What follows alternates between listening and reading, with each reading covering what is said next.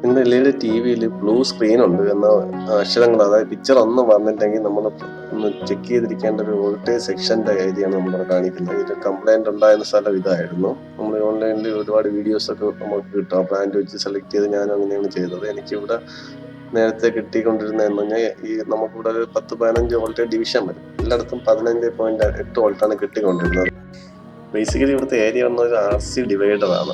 അതായത് റെസിസ്റ്ററും കപ്പാസിറ്ററും കൊണ്ടുള്ള ഒരു ഡിവൈഡറാണ് ചെയ്തിരിക്കുന്നത്. അപ്പോൾ റെസിസ്റ്റൻസ് നോക്കിയപ്പോൾ അതിൻ്റെ ഗ്രൗണ്ട് വന്ന സെക്ഷനിലോട്ടുള്ള റെസിസ്റ്റർ പോയിരുന്നു. അതുകൊണ്ട് ഞാനും മറ്റേ അതിന് മുന്നുള്ള റെസിസ്റ്റർ എല്ലാം വെച്ച് ഉദ്ദേശം 100 ഓമിൻ്റെ റെസിസ്റ്റർ ഇട്ട് റീപ്ലേസ് ചെയ്തപ്പോൾ എനിക്ക് ഇഷ്യൂ മാറി വോൾട്ടേജ് ഡിവിഷൻ വന്നു.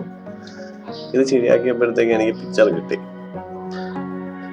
അപ്പോൾ നിങ്ങൾ TV റിപ്പയർ ചെയ്യുമ്പോൾ കംപ്ലൈൻറ്റ് വരുമ്പോൾ ഈ ഏരിയയിലെ വോൾട്ടേജ് കൂടെ ഒന്ന് ചെക്ക് ചെയ്ത് നോക്കിയാൽ നല്ലതായിരിക്കും. ഞാൻ നോർമൽ റെസിസ്റ്റർ ഇട്ട് റെഡിയാക്കിയിട്ടുണ്ട്. ഈ വീഡിയോ നിങ്ങൾക്ക് ആർക്കെങ്കിലുമൊക്കെ ഉപകാരപ്പെടും എന്ന് പ്രതീക്ഷിച്ചുകൊണ്ട് നിർത്തുന്നു. നന്ദി.